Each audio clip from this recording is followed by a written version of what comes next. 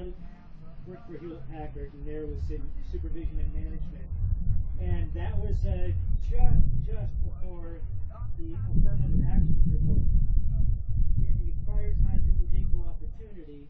In equal opportunity, HP had a great system.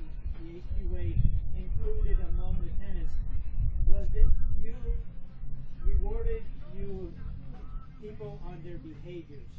You didn't care what was in their head. You were doing demonstrated behaviors.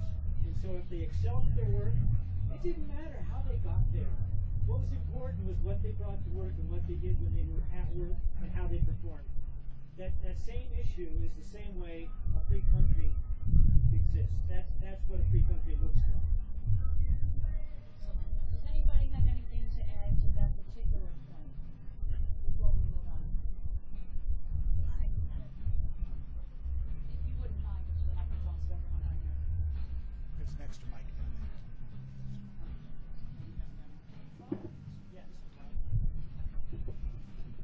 I just wanted you to expound a little bit more on how decriminalizing currently illegal drugs like marijuana and offensive violence how it would impact. I've been told and just have the confirmation or testimonials that we have on how it would.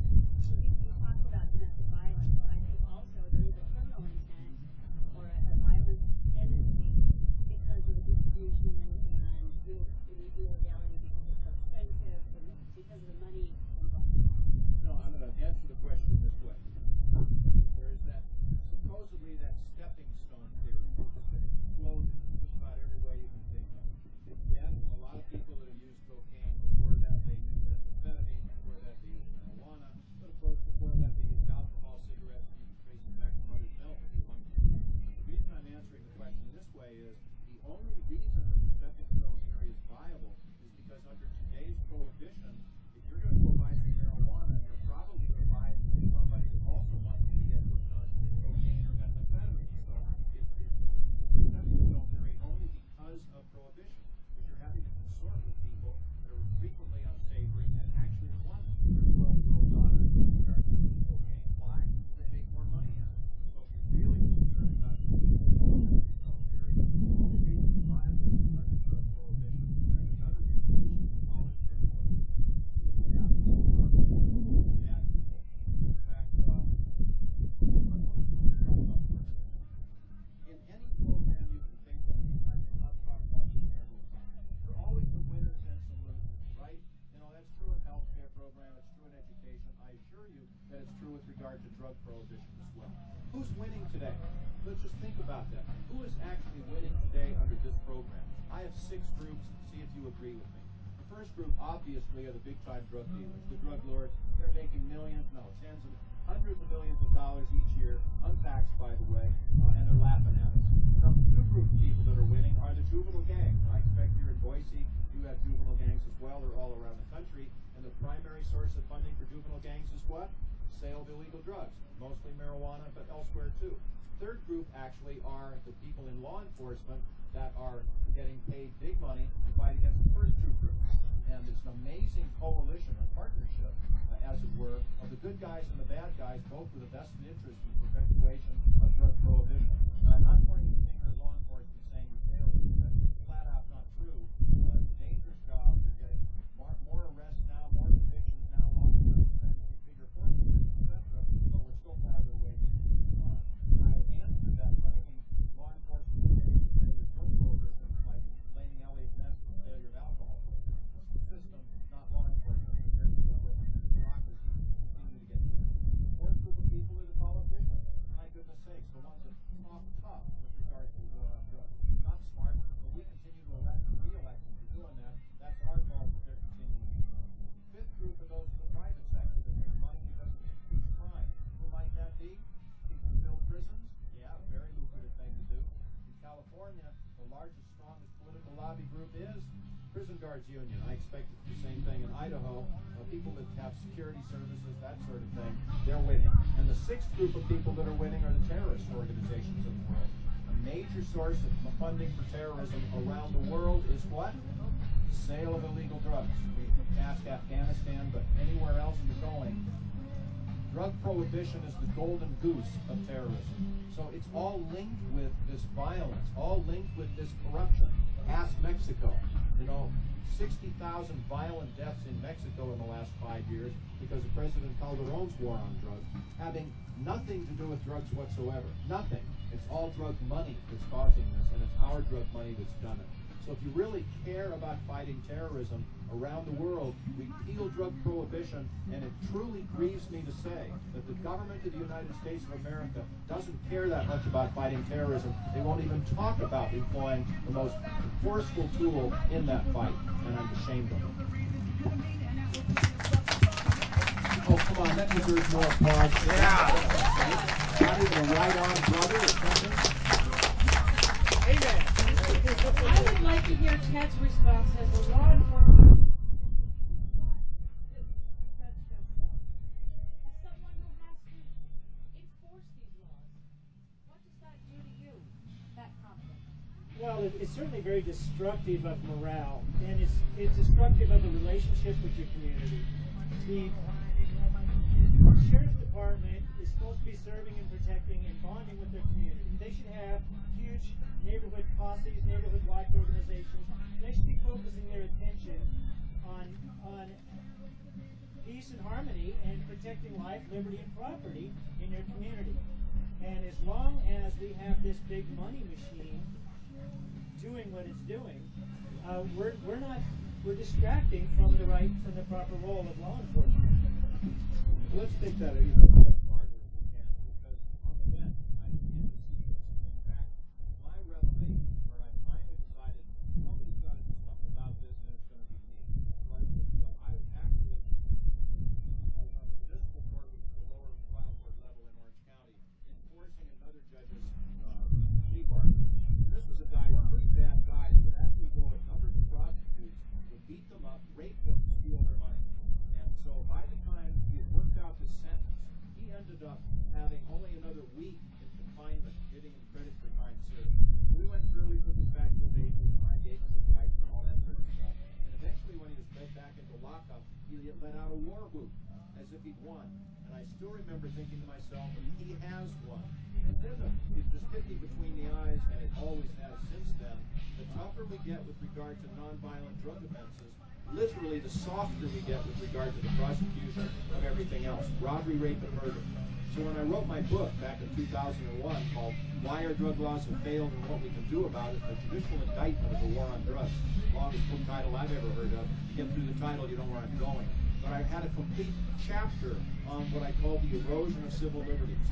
And I also talked about, and actually in 1980, we were twice as successful in prosecuting homicides countrywide as we were in 1990. More of them were solved, more of them were well prosecuted by double in 1980 as 1990. Why? Because the Reagan administration, once again, ratcheted up the war on drugs, was spending all this money to put drug offenders in prison, and we didn't have the money left to prosecute the homicides. So these are things that we just need to look at. And you can arrest, we can arrest, all of these big-time drug dealers. Say in Santa Ana, Morrison County seat. You arrest a big-time drug dealer in Santa Ana, does that mean, oh, now cocaine's no longer available in Santa Ana? No, give them about an hour and a half, and it's an employment opportunity for somebody else. But if you arrest a serial rapist, I assure you, rape is going to go down in that community. Burglary, you start getting into these guys that are on chop shops and the rest. The burglary, you get into that for the undercover operation. We really will reduce burglary. So it's just this step. And that conservative people should understand that. The tougher you get on nonviolent drug offenses, the softer you get with regard to the prosecution of robbery, rape, and murder.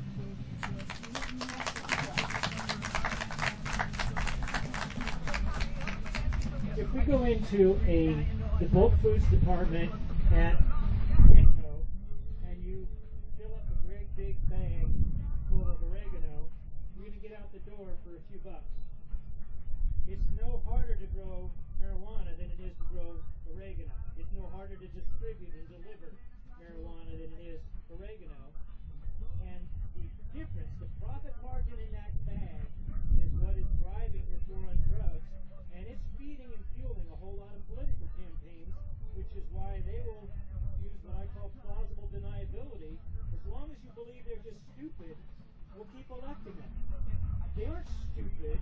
They know exactly what they're doing.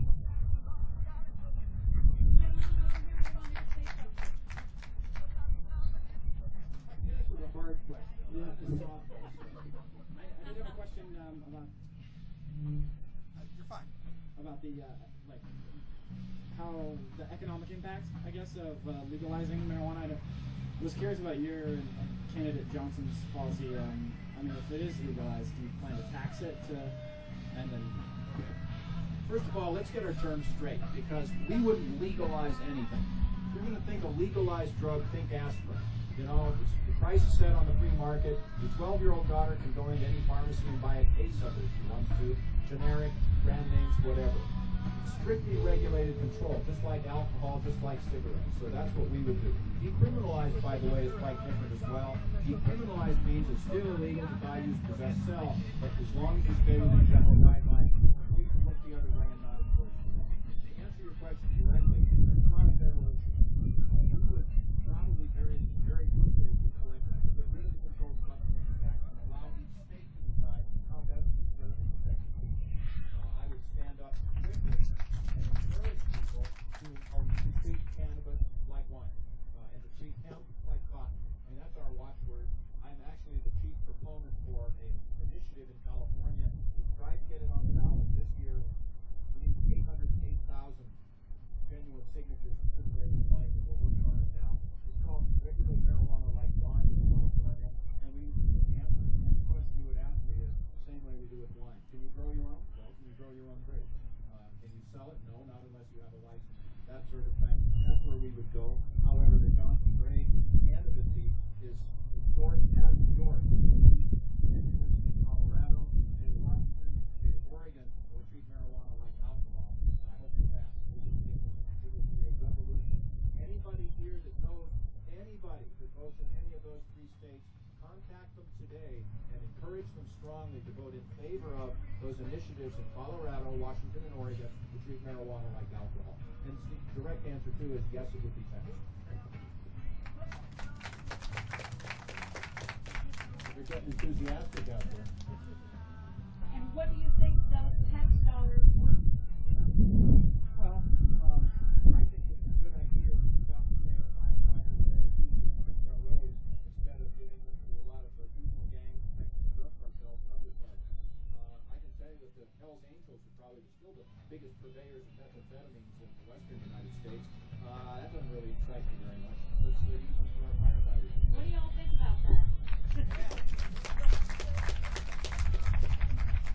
I'd like to bring up the subject about raiding medical marijuana dispensaries and the effect it has on patient access to the medicines that they've been given permission to have for their chronic illnesses. Do you feel these raids also affect our criminal justice system, and how? Well, first of all, generally, you can, in so many ways, put Governor Gary Johnson and Judge Jim Gray on one side and Romney and Obama on the other. They are the same, we are different. In fact, they are so the same, we call them Romney. They really are identical. With regard to the war on drugs, regarding raiding medical marijuana dispensaries, we tell people, look, if you care, you're a patient, you're running one of these dispensaries, you have no hope for survival. If either Romney is elected or Obama is re-elected, your only hope for survival is Governor Gary Johnson. In my view, it's really hard to have read Obama's book. I read it before the last election, where he said, seemingly not coerced, that he used marijuana regularly when he was working in Chicago. And he said he even used cocaine. If we're in part of these debates, I sincerely hope Governor Johnson says, Mr. President, would it have helped you in your career when you were in Chicago to have been arrested and convicted of these offenses and incarcerated? Would that help you? And let's talk about George W. Bush, by the way, who has pretty much acknowledged that he used cocaine a while ago when he was a playboy and irresponsible. And when he was the governor of Texas, for heaven's sake, he signed legislation mandating anybody that uses cocaine must go to jail a minimum of 180 days. That is beyond hypocrisy, folks. In fact, help me. I'm trying this one-person campaign to coin a new word in our society. And the word is a swagger. That is somebody who preaches one thing and quietly on the other side does something else. Jan Hoover is a swagger on Mars. I suppose Jimmy Swaggart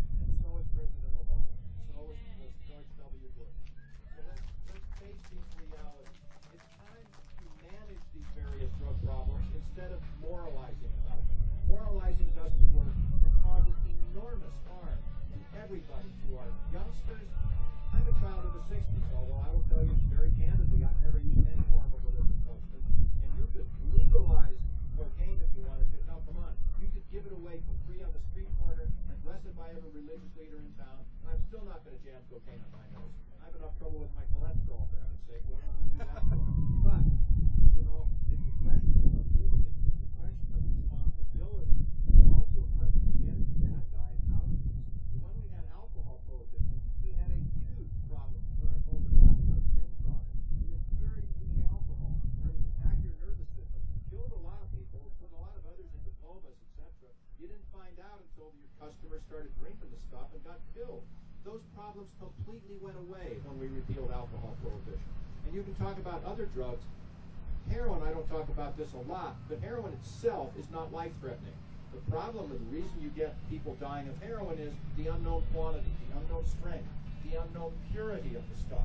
And there you really cause yourself some problems. These are issues that we can deal with. There are much better ways to talk about what's going on in Switzerland today, where they've medicalized this program. You can actually get a prescription for heroin, have it billed at pharmaceutical prices, use it under doctors' controls, and they've not lost anybody to AIDS, they've not lost anybody to overdoses.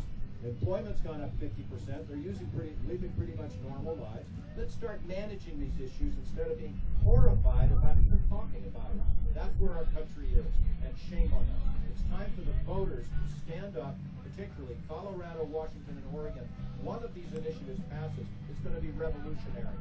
And by the way, too, with regard to Governor Gary Johnson, you know, we're not in the debate so far, we're trying.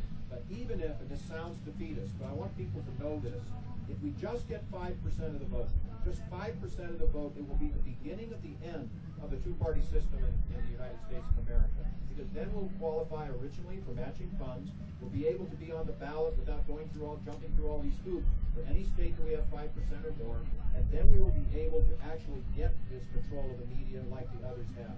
So talk about wasting a vote. My goodness, your vote will be more valuable here in Idaho or anywhere else to vote for Governor Gary Johnson. Just be part of that 5%.